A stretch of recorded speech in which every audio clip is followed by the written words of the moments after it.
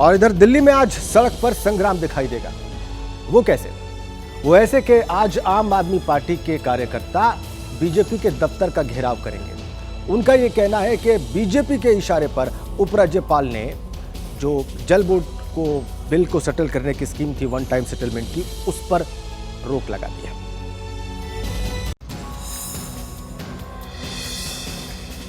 दिल्ली में आज फिर आम आदमी पार्टी सड़क पर होगी। आज आम आदमी पार्टी दिल्ली में बीजेपी दफ्तर का घेराव करेगी।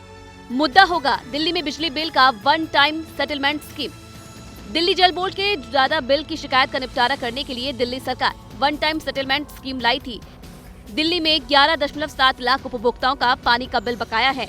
उपभोक्ताओं पर जल बोर्ड के 5,737 करोड़ रुपए बकाया है। दिल्ली सरकार बिल को सेटल करने के लिए स्कीम लाई थी। इस स्कीम के तहत 7 लाख लोगों के बिल माफ होने थे। बाकी लोगों को कम पैसे देकर बिल सेटल करना था। जिन जिन लोगों को लगता है बिल गलत आ रहे हैं, बिल भरने की जरूरत नहीं है, फाड़ के फेंक दो, मैं हूँ, तो हम एक स्कीम लेके आए हैं। उसकी ओके रीडिंग की एवरेज निकाल लेते हैं और सारे महीनों की उसके हिसाब से कैलकुलेट कर लेंगे। बीजेपी वालों ने एलजी को कह के ये स्कीम रुकवा दी दिल्ली के अंदर। ये बहुत गलत बात है। इस स्कीम को दिल्ली के उपराज्यपाल ने रोक दिया। अब इसी के खिलाफ आज आम आदमी पार्टी सड़क पर उतरेगी और बीजेपी के दफ्तर का घेराव करेगी। लोकसभा चुनाव की तैयारियों में जहां विपक्षी दल अभी सीट पर माथापच्ची कर रहे हैं, वहीं बीजेपी अपने चुनावी प्रचार को जमीन पर उतारने जा रही है। बीजेपी की तरफ से हाईटेक रथ जमीन पर उतारे जाएंगे जो सरकार की उपलब्धियों को लोगों तक पहुंचाएंगे और 26 तारीख को ये रथ दिल्ली से रवाना होंगे।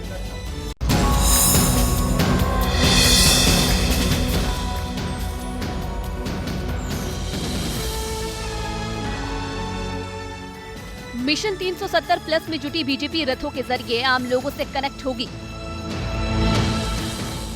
इसके लिए 26 फरवरी को बीजेपी की रथ यात्रा शुरू होगी।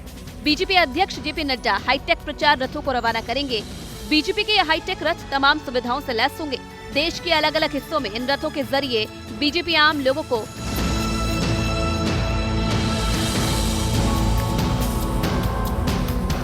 मोदी सरकार के कामकाज की जानकारी देगी।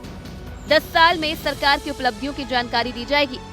विकसित भारत का विजन लोगों के सामने रखा जाएगा।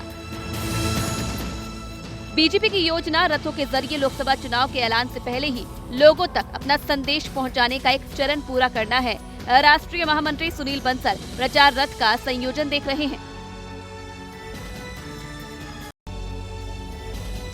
आइए अब किसान आंदोलन की बात करते हैं। 29 फरवरी तक किसानों ने अपना दिल्ली कूच स्थगित किया हुआ है और इसीलिए शंभू और खनौरी बॉर्डर पर फिलहाल शांति है। लेकिन किसान आज WTO के खिलाफ वहां पर सम्मेलन करेंगे और इधर दिल्ली में सिंघू और टिकरी बॉर्डर पर यातायात को सामान्य करने के लिए रास्ते खोले जा रहे हैं।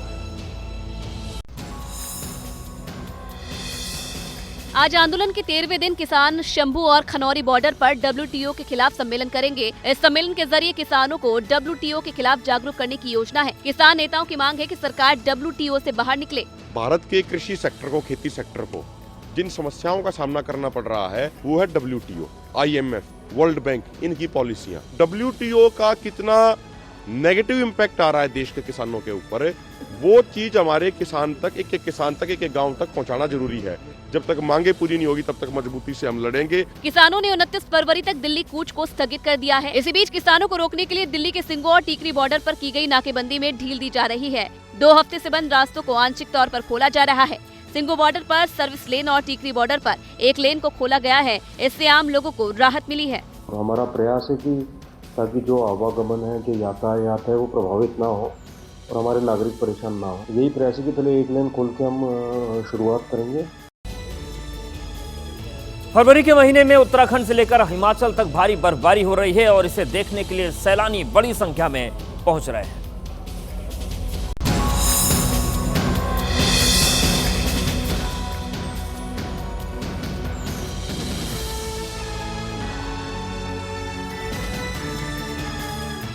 फरवरी के महीने में उत्तराखंड के पहाड़ सफेद बर्फ की चादर से ढक गए हैं। ये तस्वीरें जोशीमठ की हैं। यहाँ सुबह धूप खिली थी, अचानक मौसम ने करवट ली और बर्फबारी शुरू हो गई।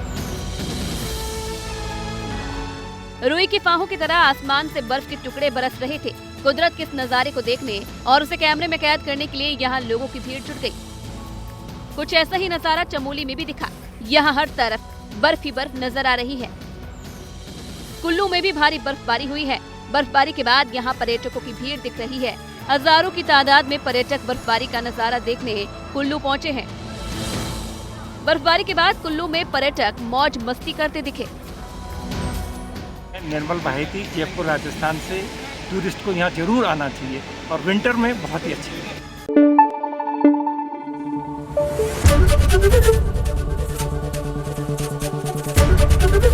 एबीपी न्यूज आपको रखे आगे।